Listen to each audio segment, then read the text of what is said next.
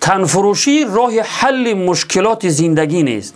یگانه عذری که زنان فاحشه و تنفروش بیان می کنند این است که میگویند مشکلات زندگی ما را به همین راه وادار کرد. پس ای کسی که به تنفروشی مشغول هستی به سوالم جواب ده.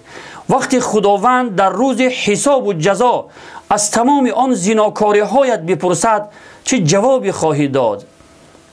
همین عذری که بیان میکنی میتوانی در پیشگاه خداوند آن را بیان کنی و بگویی که مشکلات زندگی مرا به همین راه وادار کرد. آیا میدانی که زناکاری چقدر گناه بزرگ است و عاقبت آن خیلی خطرناک است؟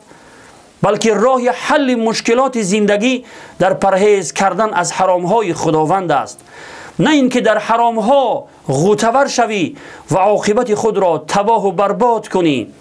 خوب گوش انداز ای کسی که به تنفروشی مشغول هستی. الله رب العالمین می فرماید و من یتق الله یجعل له مخرجا و یرزقه من حیث لا یحتسب.